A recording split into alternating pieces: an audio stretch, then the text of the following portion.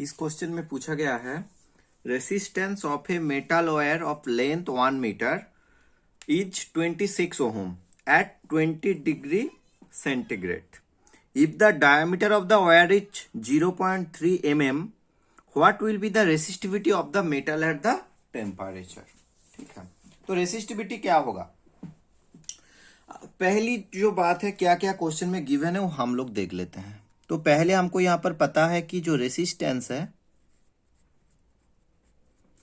Resistance wire का given है, resistance of wire given है 26 ओहम और वायर का लेंथ भी गिवन है। लेंथ ऑफ द वायर कितना दिया हुआ है? 1 मीटर। और उसके साथ साथ डायामीटर भी गिवन है। डायामीटर ऑफ द वायर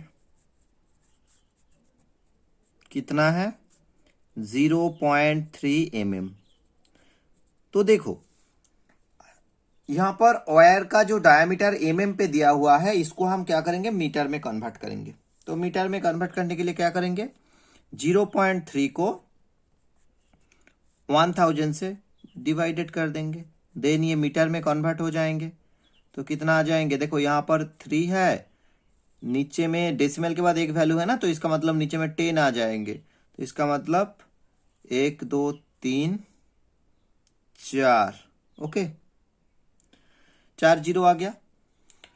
यहां पर एक डेसिमल का बाद एक वैल्यू है ना, तो 10 आ जाएंगे। तो 3 अपन, अभी देखो ये 10,000 का मैं ऊपर में ले जाऊंगा तो 3 इंटू 10⁻⁻4 आ जाएगा। क्लियर? मीटर। ओके, तो हमको डायामीटर ऑफ द वायर मिल गया। अब नेक्स्ट काम क्या है हमारा कि यहां पर रेडियस, आपको तो डायामीटर दिखाई दे रही है, वायर का आपको रेडियस नहीं दिखाई दे रही है। रेडियस की जरूरत है ना बेटा, क्योंकि जब हम एरिया ऑफ क्रॉस सेक्शन निकालेंगे तो उसमें पाई आर स्क्वायर फॉर्मूला पे आता है, तो आर के लिए तो लगेगा ना, रेडियस चाहिए। देन बेसिकली मैं क्या करूंगा? अभी रेडियस निकाल लूंगा। रेडियस ऑफ द वायर कितना होगा? हम जानते हैं रेडियस बराबर जितना डायामीटर है उसके साथ क्या होता है? डिवाइडेड 2 होता है। मतलब डायामीटर का हाफ बेसिकली रेडियस हो जाता है।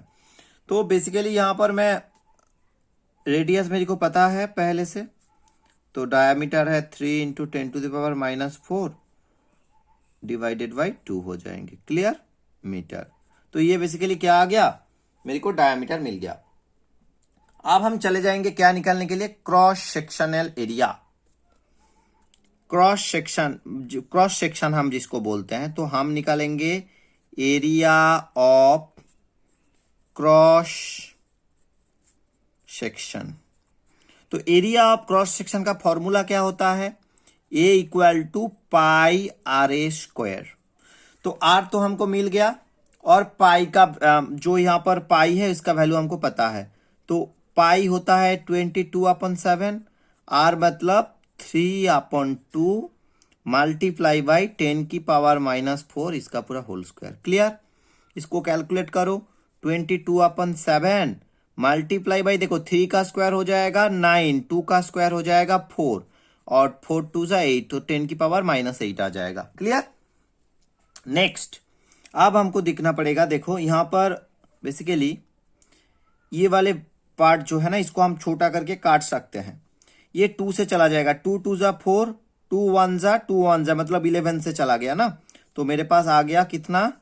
11 मल्टीप्लाई 9, और नीचे में आ गया 7 मल्टीप्लाई 2 मल्टीप्लाई 10⁻⁻8। क्लियर? देखो तो इसमें कितना आ जाएंगे? 11 को 9 से मल्टीप्लाई करो 99, और 7 2 जा 14 मल्टीप्लाई 10⁻⁻8 मीटर स्क्वायर।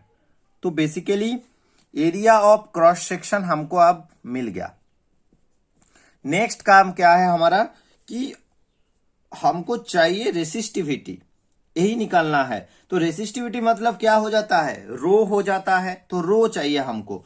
तो हमने फॉर्मूला क्या पढ़े हैं, हमने फॉर्मूला पढ़े हैं कि जो आर होता है, आर बराबर क्या होता है, जो मेरा रो है एल अपॉन ए होता है, यही फॉर्मूला होता है, बेसिकली यही फॉर्मूला होता है। मैं इसको ऐसे लिख सकता हूं, जो मेरा आर है, R A upon L equal to क्या होता है, रो होता है।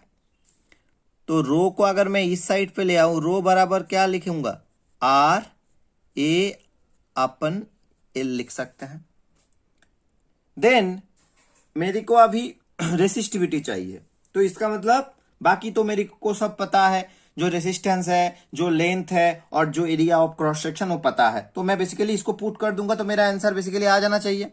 तो देखो, रो निकालने के लिए मेरे को आर पता है, तो आर कितना है हमारे पास, आर यहां पर है 26 ओहम, मल्टीप्लाई हमको यहां पर जो एरिया ऑफ क्रॉस सेक्शन है वो भी पता है, 99 अपॉन 14 मल्टीप्लाई 10 की पावर -8। क्लियर।